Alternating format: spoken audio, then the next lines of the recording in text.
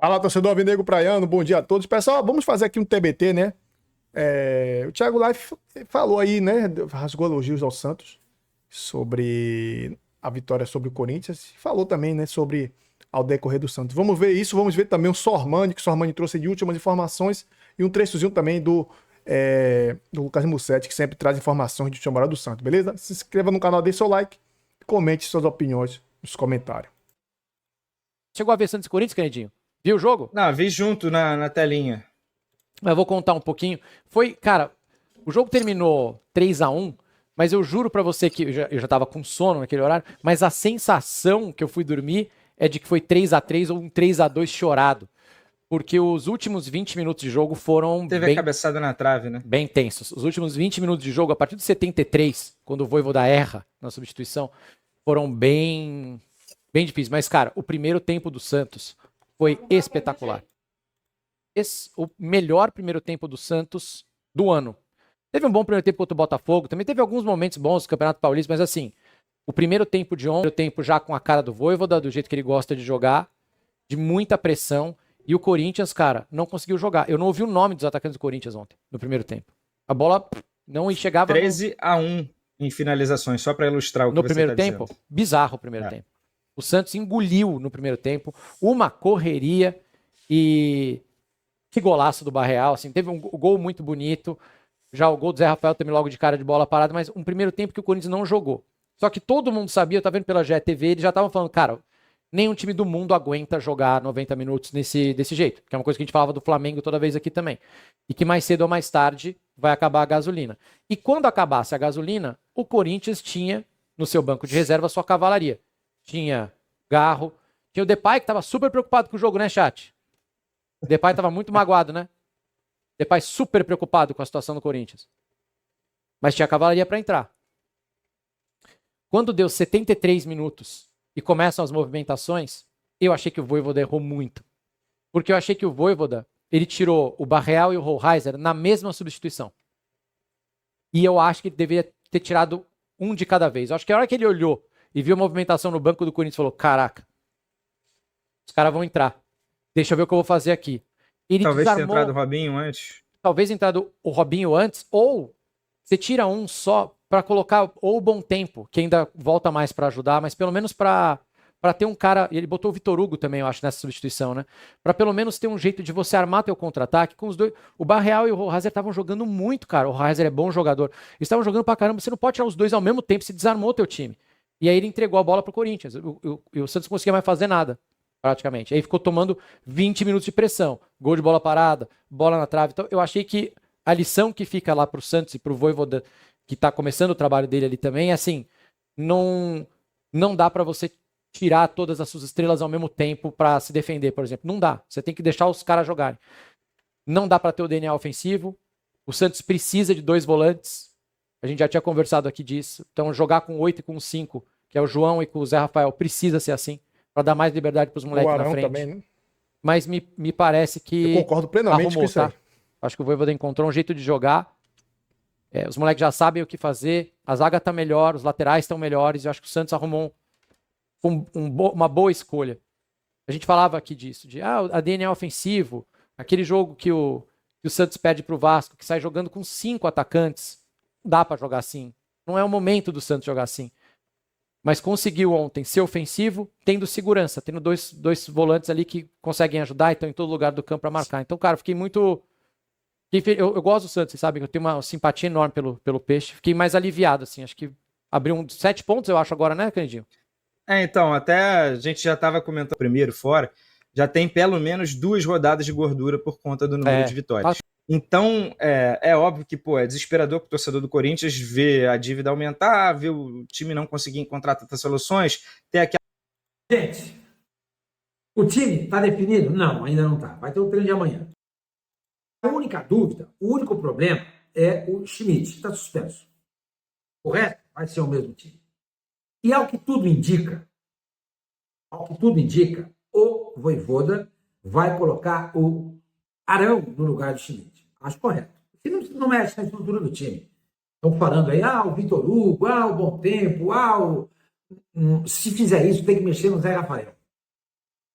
porque o Bom Tempo não é volante, o Vitor Hugo não é volante, e está sendo substituído nesse momento, por conta de suspensão, um volante. E o volante para entrar no lugar dele é o Arão. Porque o outro volante que poderia jogar é o Rincon. Muito dificilmente vai ser liberado pelo departamento médico para esse jogo de segunda-feira. Então, a tendência, pelo que eu observo do trabalho do Vojvoda, é que ele vá pelo, sabe, pelo arroz com feijão. Sem crise, sem medo de errar. Se sai o Schmidt, que é volante, e entra o Arão, que é volante. Se precisar fazer modificações durante o jogo, ele vai recorrer ao banco. Sormani, mas o Santos vai jogar em casa precisando da vitória. Mas não era melhor jogar sem esse volante? Não. A questão não é você ter volante, jogar assim ou assado. É a sua postura em campo. Mesmo jogando com o Arão é um jogador de velocidade. É um jogador de chegada. Meu amigo faz. Que ele é lento. Eu não acho. Eu acho que ele é um jogador veloz. É um jogador que ele não tem a velocidade, por exemplo, do Guilherme ou do Cavalheiro, do Bilal, sei lá. Mas ele é um jogador. Ele é um jogador que tem velocidade. Ele dá velocidade ao jogo. Não é correr apenas. É dar velocidade ao jogo. E quando não tem a posse de bola, ele tem mais recursos físicos e velocidade do que o Schmidt. Então, não vai ter problema nenhum. Não vai ter problema nenhum. Então, acho que essa vai ser a única modificação. O time vai ter Brazão, Igor Vinícius, Frias, Luan Pérez e o Escobar. Arão, Rincon, do lado direito o Barreal, do lado esquerdo o Guilherme. E na frente o Laser e o Lautaro Dias. Tá bom? Esse deve ser o time. Agora, o banco vai ter, se não vai ter o Rincon, ele vai ter a presença do Tiquinho, voltando de suspensão, e o Alex Duarte, que está voltando da data FIFA da seleção do Paraguai, onde ele não jogou mais uma vez. Ele não é titular, hein? O Alex Duarte é zagueiro da seleção do Paraguai. Ele é um dos, mas é a quinta opção.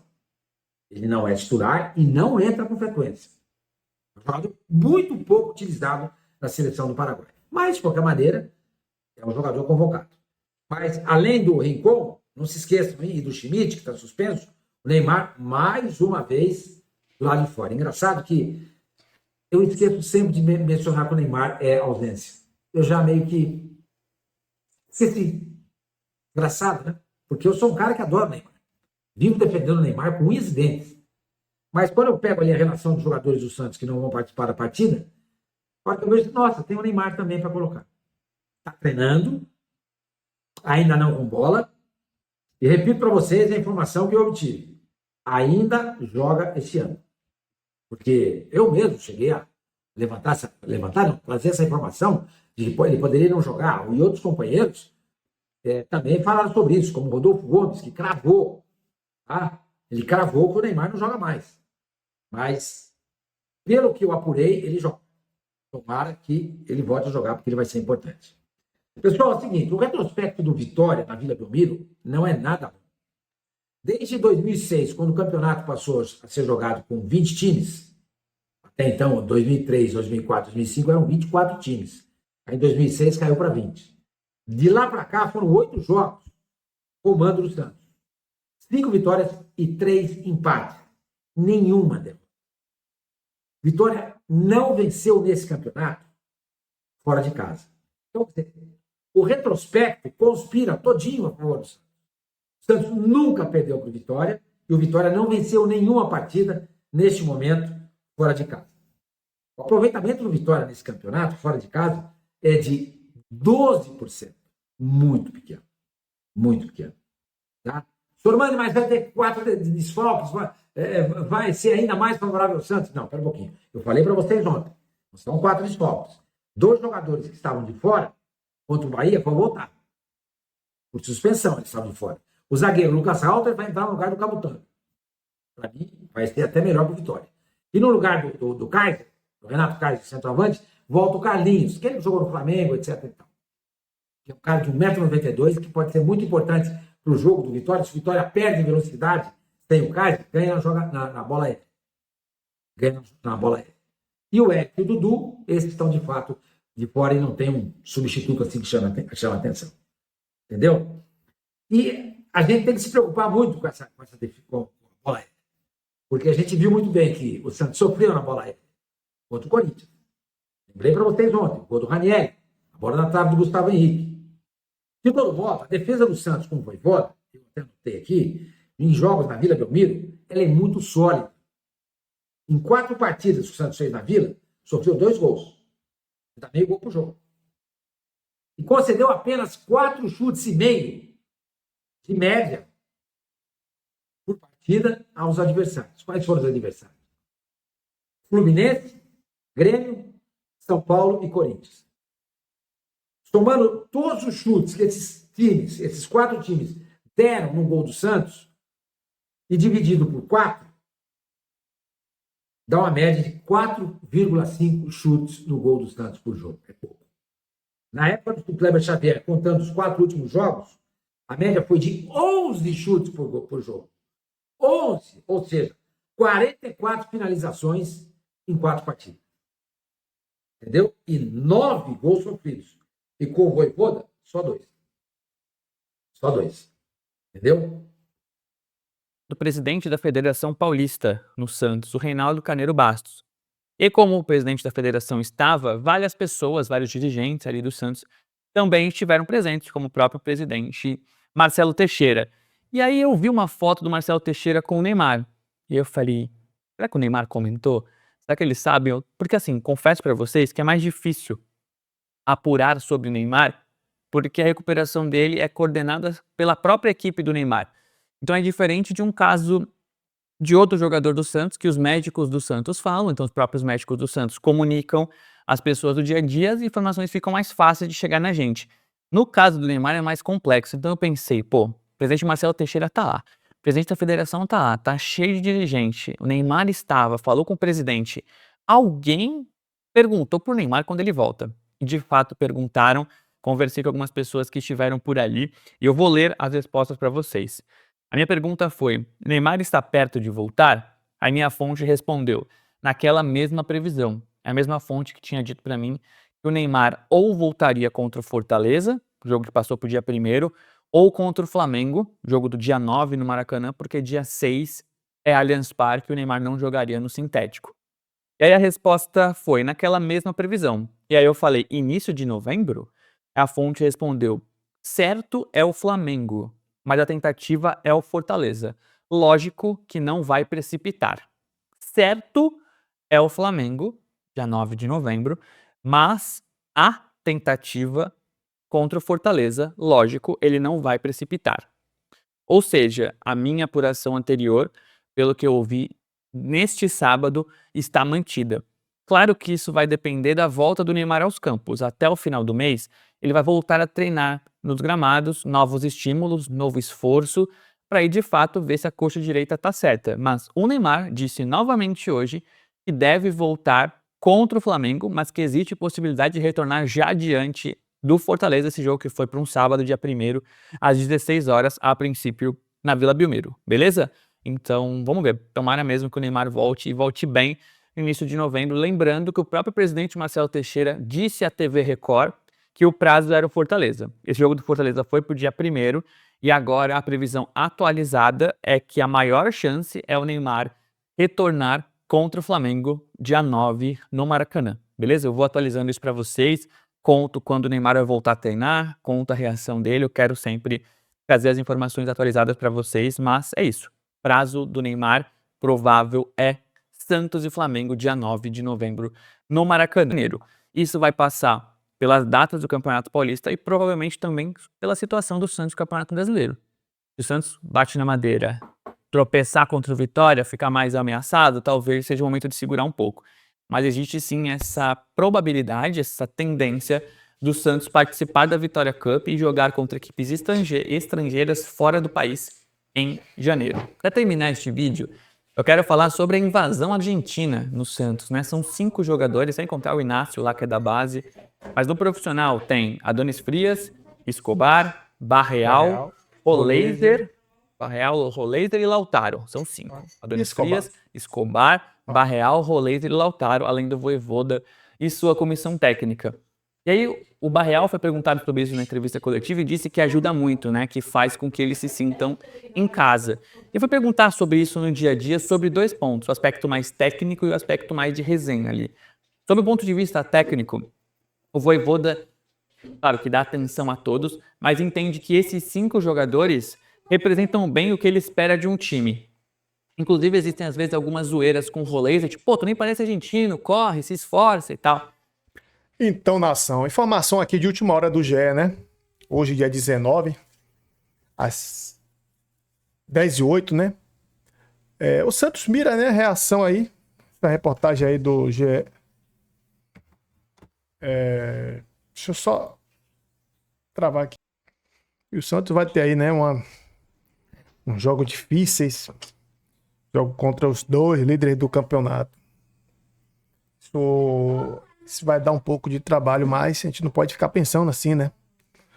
O Santos chega para a reta final deste campeonato brasileiro, né, pessoal? Ainda cercado pelo fantasma da zona do rebaixamento. O Peixe ocupa a 16ª colocação, com 31 pontos, seguido pelo Vitória por 28. E esse jogo tem muita importância, porque se o Santos, claro, né, que vai acontecer, o Santos vai ganhar e vai abrir 6 pontos de vantagem, vai ficar mais confortável, né? E ontem o Fortaleza perdeu para o Cruzeiro, isso ajudou também, né? O confronto de 6 pontos é encarado como importante para dar um respiro ao time nas próximas rodadas do torneio, para afastar, né? Se afastar do Z4 e mudar de objetivo no Brasileirão. O Peixe mira um desempenho semelhante ao da época do técnico Fábio Carille, em 2021, quando a equipe alvinegra conquistou 18 pontos nas últimas 10 rodadas do torneio e soltou da 16ª posição para o 10º lugar, garantindo uma vaga na Sul-Americana. Aí o professor Vojvoda, né? Naquela temporada, o Peixe abriu a 29ª rodada também na 16ª posição, com 32 pontos, somente 1 ponto. Mas que atualmente, né? E assim, como neste ano o time estava 3 pontos à frente do Z4, que naquela época tinha o Juventude na 17ª colocação. Para atingir o objetivo, o Santos fez valer a força na Vila Belmiro naquela temporada. Dos 15 pontos disputados, em casa o Peixe conquistou 10. Foram 3 vitórias: Bragantino, Chapecoense e Fortaleza, e um empate contra o Cuiabá e uma derrota para o Palmeiras. A equipe comandada por Carille, né, também conseguiu importantes pontos fora de casa, como vitórias sobre o Atlético Paranaense, Flamengo, além de empates com o Atlético Goianiense e Internacional. A equipe perdeu apenas o clássico contra o Corinthians, no total um aproveitamento de 60% dos pontos disputados. Esse desempenho fez com que o Santos alcançasse os 50 pontos, ficando apenas 3 pontos, né, da zona de classificação para a Conmebol Libertadores. Quase foi para a Libertadores, né? Nessa temporada, além das 10 rodadas faltantes, né, o Santos tem também um jogo atrasado da 13ª rodada, né, para disputar, que é contra o Palmeiras. O jogo vai ser na Vila Belmiro.